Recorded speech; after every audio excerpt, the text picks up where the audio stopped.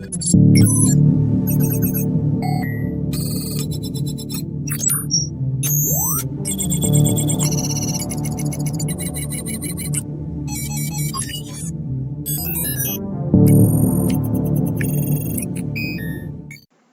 guys, Subhodeep again, and in this video I'm going to talk about some of the mathematical concepts that you are going to use by using loops. Okay, so this video is basically a continuation of the previous video. So in this video I'm going to talk about some of the mathematical operations, like some of the concepts like palindrome numbers, some of the concepts like Armstrong numbers, reverse numbers, special numbers, and all those things. Okay, so let's get started. And the first topic we are going to cover is palindrome number. Okay. So what are palindrome numbers? Let's understand what are palindrome numbers. So first of all, we will understand palindrome numbers. We will see how to actually implement loops to get to verify if a number is a palindrome number or not, and then we will move on to the other topics. And the next topic will be of special numbers, and finally we will cover Armstrong number. So let's get started. So what are palindrome numbers?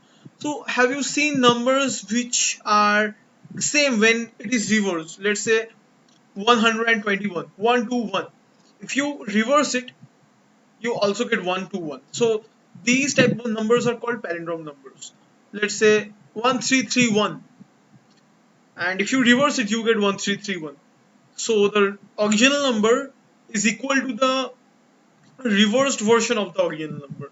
So these types of numbers are called palindrome numbers, and these are very important. So how can we get palindrome numbers? It is a pure mathematical concept. So let's understand. So basically what you have to do, you have a number, let's say of 3 digit, let's say 171 or 181. What do you think we have to do? So let's see. Let me open no something where I want to paint actually. So I have a paint. This is the first time I'm using this ever since I'm making videos. So let's get started. So here is our paint window, and let's write some numbers on it. So for instance, if I write a 5-digit number 15467, let's take this number as an example. So if I have to check if this number is a palindrome number or not, what do you have to do? All I have to do is to write the same number in reverse order. Just reverse the order of digits. That means this number will start from 6, 4, 5 and 1. Now we have to check whether this number and this number are same or not. So this is the new number, this is a new number, and this is the old number. So are these equal? So it is not. If these numbers are not equal, if the old number after reversing is not equal to the new number, then it is not a palindrome number. It is not a palindrome number. So what is a palindrome number then? Let's take an example. Let's say I write a number like this, 1441. Let's say I take a 4-digit number like this, and now if I reverse it, let's reverse it. This is the first step to check a palindrome number. Just reverse the given given number. Okay, so now I have to write this number in the reverse order. So in the reverse order, the digits are 1, 4, 4, 1.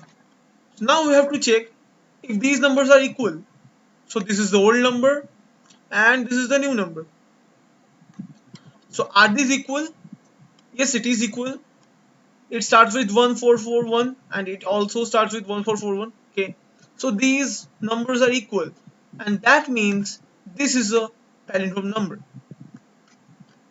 Now if we think in an algorithmic way, and what is an algorithmic way? Let me clear this out. Okay.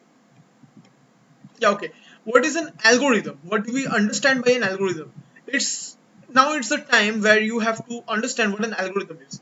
Algorithm is basically the steps you take to solve a problem, be it any kind of problem. Okay. Last time when you did assignment 2, you must remember that you had built a customer okay management system. Okay. So what was the first step? You first asked the customer what are the choices, the customer interest choices. Then you checked if the following items are in his choice. If item is in his choice, you asked how many number of items do you want. So what are these? These are basically steps. So if I tell you to walk 5 steps and then turn right, so what you will do is stand up, then walk 1 step, then again another step, again another step, again another step. So this is a loop. You are walking for a number of times until you reach a particular point. Now I tell you turn right or turn left. You turn that direction. Now I again tell you walk 5 steps. You walk 5 steps. This is another loop. So these total steps,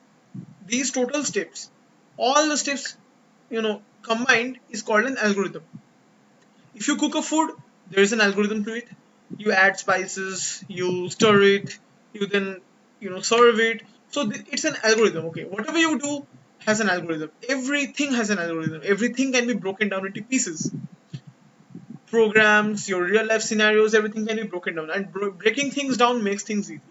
Because if you think that cooking is a complex process, uh, it is because you haven't yet broken down the individual pieces. You have to first break down individual pieces, many slices. You have to break it down, then you can understand how to actually reach the end goal. What is the end goal here? The end goal here is to cook a food, and the steps required to reach that end goal together is called an algorithm. Okay, and each step is an instruction. Each step is a part of that algorithm, and total steps combined it is an algorithm. So now we have to think as an algorithm. What are the individual steps? For solving this problem? And what is the problem here? To check if a given number is a palindrome number or not. So how can we check it? So let's understand.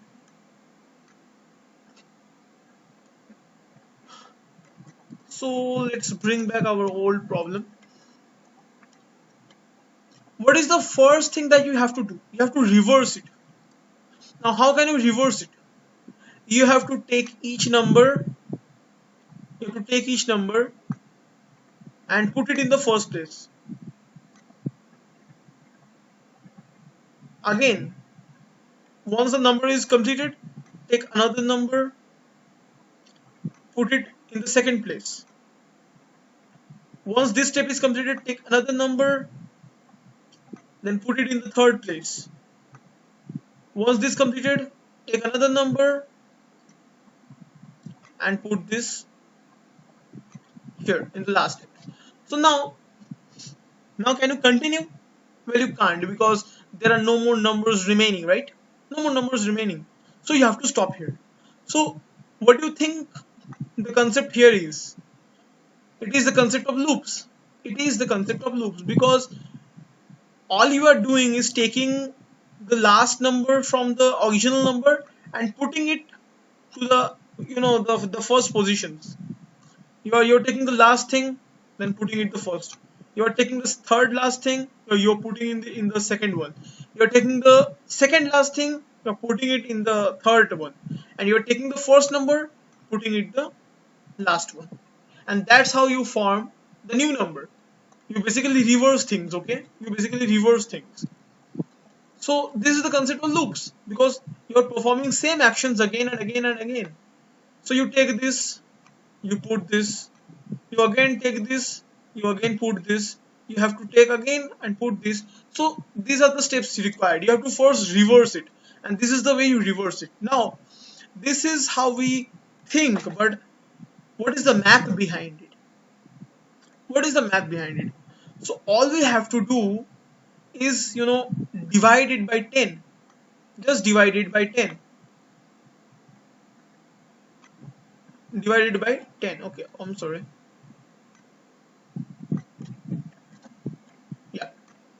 divide this number by 10, and then whatever the remainder is, will be the last digit. Whatever the remainder is will be the last digit. So if you divide this by 10, the remainder will be 1, right? So let's check it out in action.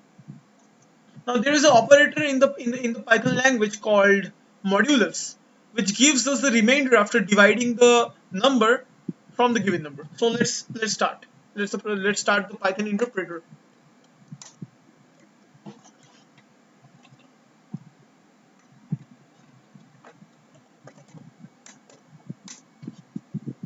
So I started by writing Python.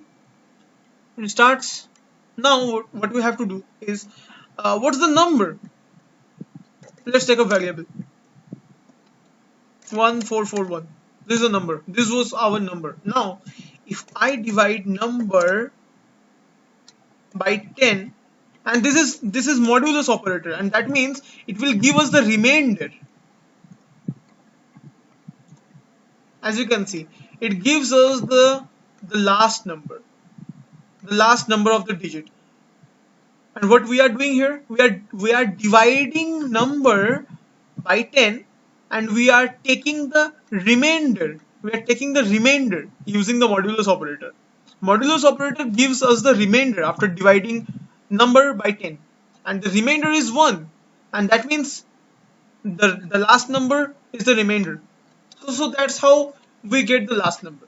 But now can we continue? If I again do the same thing, I will get the same result, because the number is constant. This number hasn't changed. So how can we actually change it?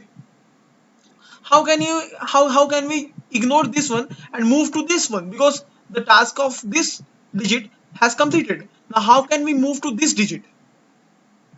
Guess what? We have to divide the number by 10. That is the mathematics. So now let me show you. So if I divide this by 10, this one will get vanished. This one will no more exist. Okay. Is there any eraser? Yeah. This one will be removed once I divide it by 10. And I am talking about the solution. I am talking about the answer. I am not talking about the remainder, because the remainder will be this one. The remainder will be the last digit.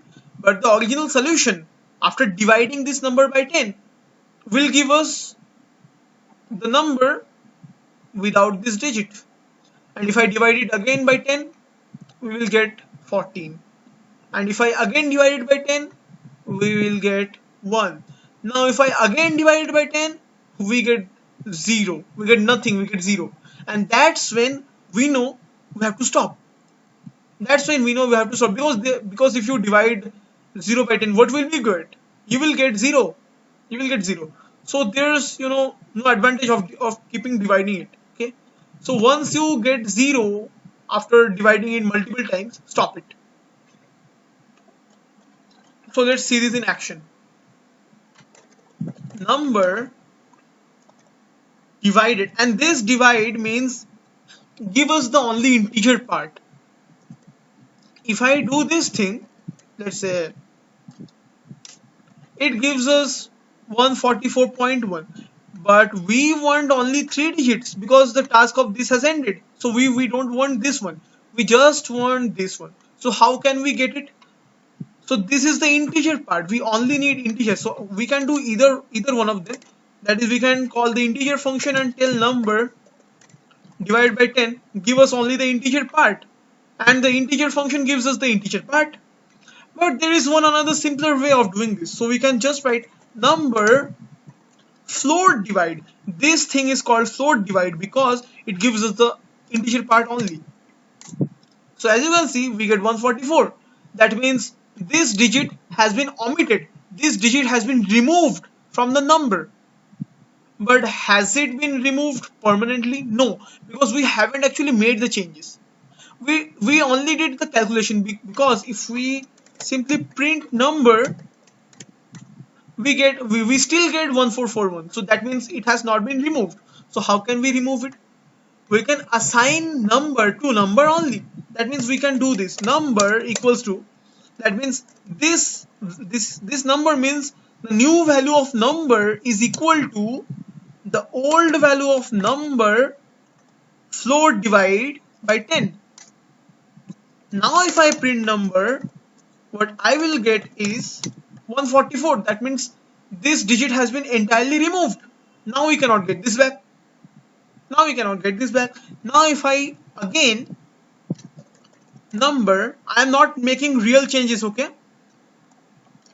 Because you want the remainder, not the solution. So do not assign the remainder value to number. Don't do like this, okay? Don't do this. This is wrong. This is wrong. Do not do this. Only do this, because if you do this, the remainder will be assigned to your number. Your number will no more be a number. So basically what I am doing is number modulus 10. We again divide it by 10 and we get the remainder. And the remainder is 4. The remainder is 4. Why? Because the value of the number is 144. So if I do number modulus 10, it gives us 4. That means this is the last digit of the number, and dividing the number and getting the remainder after dividing the number by 10 gives us 4. That means the last digit. So that's how we get last digit. Now the task of this digit has completed. This digit has been completed. So now we move on to the next digit. How can we do that? Again you do this number equals to number float divide 10. And now what is the value of number?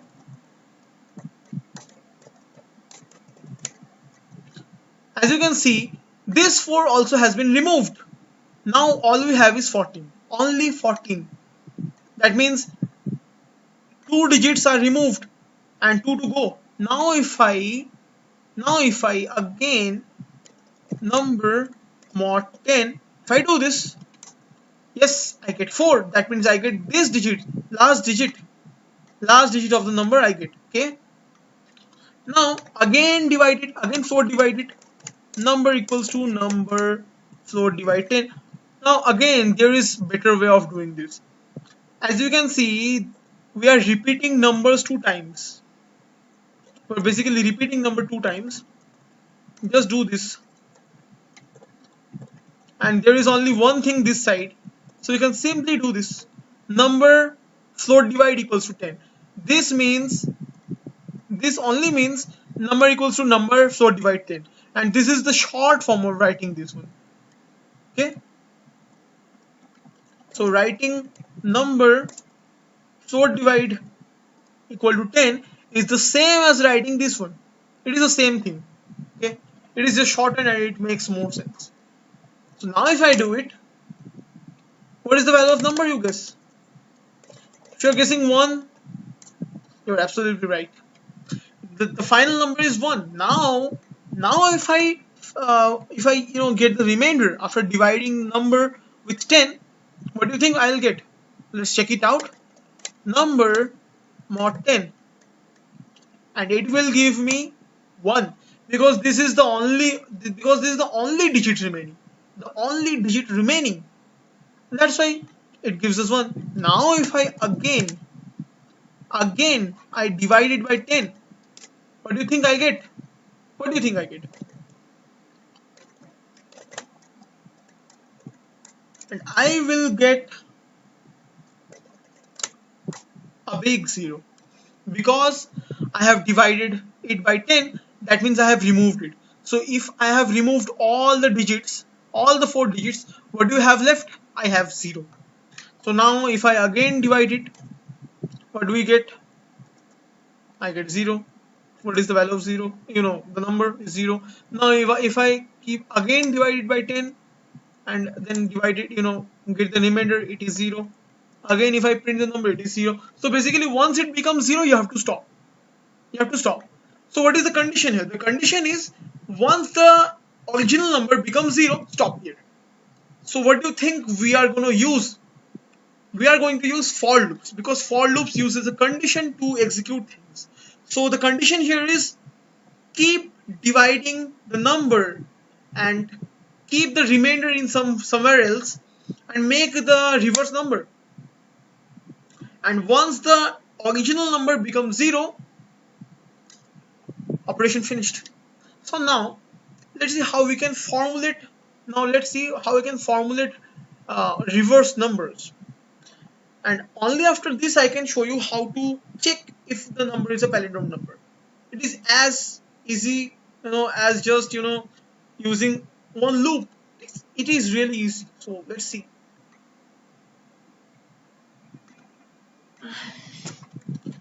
So now if I name a variable, let's say number equals to 1441.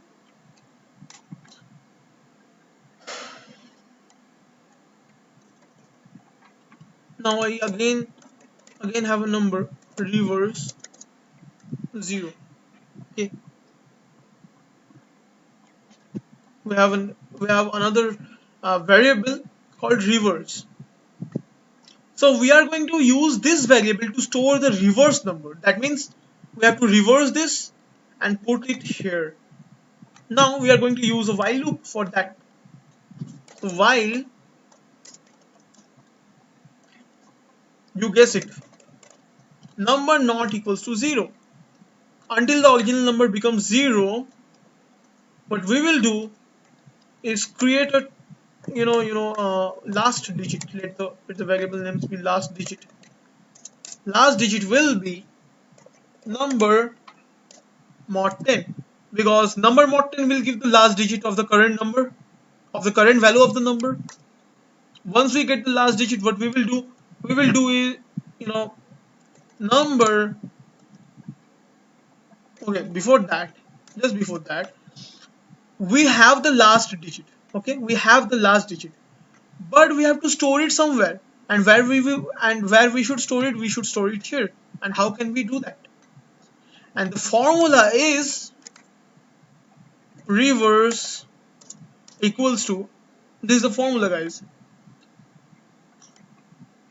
reverse multiplied by 10, put this in a bracket, and add the last digit. And why are we doing this? So let's understand why are we doing this.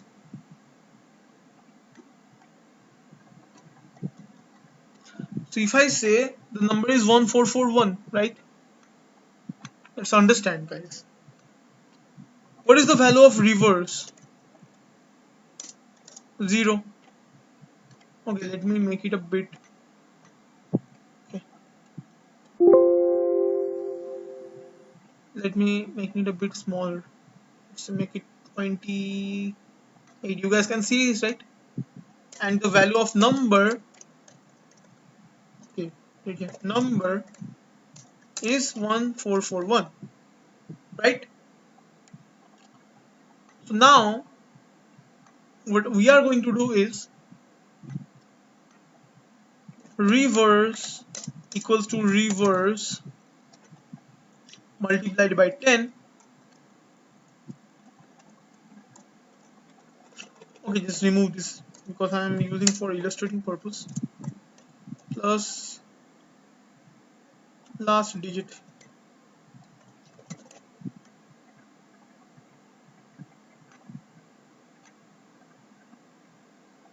So we know how to get the last digit. The last digit is as simple as last digit equals number mod 10. Okay, so that's how we get the last digit, right? Okay, just let me use a brush, that will be better. Okay, yeah, so that's how we get last digit, right? And what will be the last digit here? The last digit will be this one. This is the first last digit, right? Now the value of last digit is 1. The value of last digit is 1. Okay, now in this formula,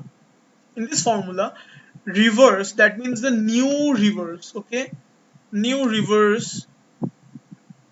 Oops, my handwriting is really bad. New reverse. This is the new value of reverse. And what was the previous value of reverse? This one. This one is the previous value of reverse. And this is the new value of reverse. So the new value of reverse is reverse multiplied by 10. So that means 0 multiplied by 10. That means we get 0. We get 0.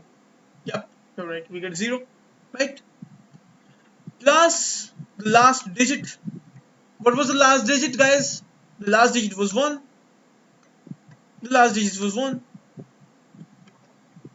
So now 0 plus 1 gives us total of 1. So now the current value of reverse is this one. 1, right? In the next time, what is the okay? And now what we do is we have to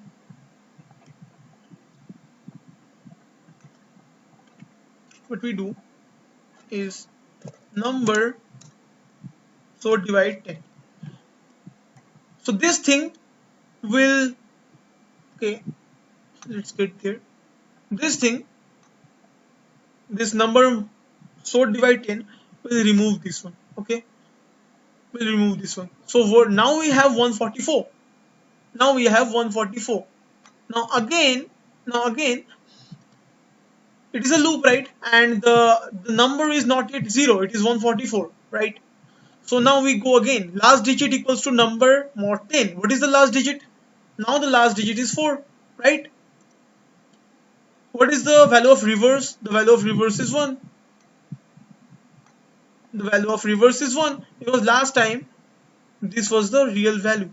This was the original value of reverse, right? 1. 1 was the real value. So now reverse is 1. This is the old value. This is the old value of reverse. What is the new value? Reverse multiplied by 10. That means 4 multiplied by 1 old value of reverse multiplied by 10 because last time reverse was 1 plus the last digit. What is the last digit here? This is the last digit. So we add the last digit. So 1 multiplied by 10 gives us 10, right? Gives us 10. And 10 plus 4 gives us 14. So we get 14. So we already have two digits in a reversed way, 1 4. Now again we check, is the number 0? No, it is not. And before that we just divide it. And number 4 divide 10 will remove remove this one. We'll remove this one. Now we will check, is the number 0? No, the number is not 0. The number is 14, right? As we can see, the number is 14. So now when we again go through the loop, last digit equals to number mod 10. So what is the last digit now? This is the last digit, right? So what was the previous value of reverse? The previous value of reverse was 14. This was the previous value. And what was and what will be the new value? Reverse multiplied by 10. That means 4 multiplied by 10. 4 multiplied by 10 plus the last digit. What is the last digit here? 4 is the last digit. So we have 4. And 4 multiplied by 10 gives us 40. Sorry, it will be 14. Sorry, I'm extremely sorry. The old value of reverse was 14, as you can see. The old value of reverse was 14. Okay. So we all we do is 14 multiplied by 10. And what was the last digit? The last digit was 4. So 14 multiplied by 10 plus 4 gives us So 14 multiplied by 10 gives us 140 plus 4. And we get 144. So we have the third digit. we have the third digit. Now again we do this thing, number float divide 10. Now this thing will get vanished, this will get vanished. Now we check, is the number 0? No, the number is not 0, the number is 1. Okay, it is still not 0. So now what we do, last digit equals to number mod 10. What is the last digit here? This is the last digit. We divide it by 10 and the remainder is 1, so the last digit is this one, right? Now what is the new value of reverse? So old value of reverse multiplied by 10 plus the last digit. What was the old value of reverse? The old value of reverse was 144. 144. Now 144 into 10. Okay, 144 into 10 was old value of reverse multiplied by 10 plus what was the last digit? 1. This is the last digit, 1. What do we get? We get 1440 plus 1 plus 1, and that's how we get the full digit 1441. Now the task is not yet completed. Now it will again do this number float divide 10. Now number float divide 10 will vanish this one, will completely vanish this one, right? So now the loop will check, is the number 0? Yes, it is, because there is no digit available. And once you divide, once you divide 1 by 10, obviously the answer is 0. So the number is currently 0. So this thing over here, all these things will not be executed. So what is the last number that we get? The last number is this one, 1441. Now this is the new number. This is the reverse. This is stored in reverse, right? Reverse. Okay. Pardon me for my bad handwriting. Reverse. So is reverse equal to the original number? Yes, it is. But the problem is there is no original number here. That means we have to copy the original number somewhere else. Once we start the program, we have to copy this number somewhere else, and then we do all the operations and finally check, is reverse equal to the original number's copy? So if it is a yes, that means this is a palindrome number. If not, it is not a palindrome number. Okay. This is, the screen is so untidy. Delete. Phew. So now let's write the program over here. Let's begin.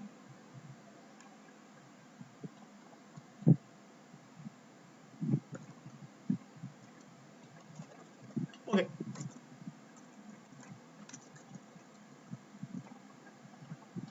Let's start fresh.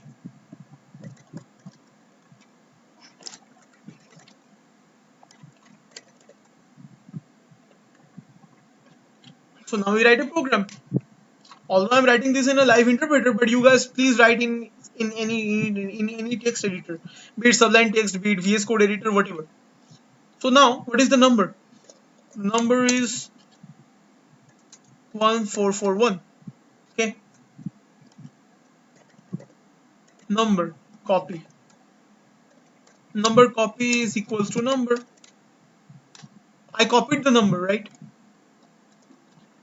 And we have a variable reverse. Now we start a loop while number not equals to 0,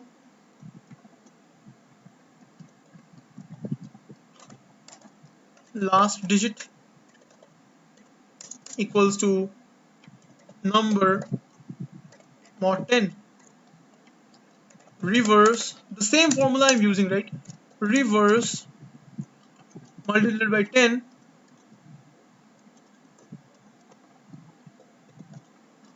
plus last digit.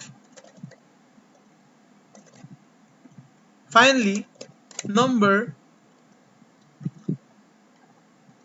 equals to 10, right? Written already. Okay, all good, seems good.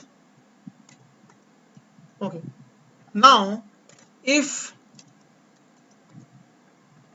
the value of reverse is equal to number copy, print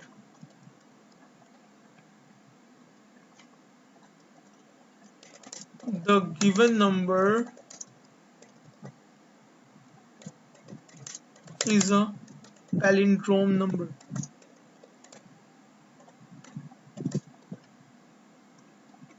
Else the given number is not a palindrome number. Okay, yeah, good to go. Let's see. As you can see, the given number is a palindrome number, so that means this works. This perfectly works. And what we did is reverse equal to number copy. That means we checked, and when we check, we do not use single equal to, we use double equals to. So is reverse equal to number copy? That means is reverse the same as number copy? So the value of reverse is whatever, okay, and the number copy is same as this one, because we copied number, we put this number into another variable called number copy. So if both of this, I mean this one reverse and this one are equal, it will give us the given number is a palindrome number. If it is not, it will give us the given number is not a palindrome number. So it works.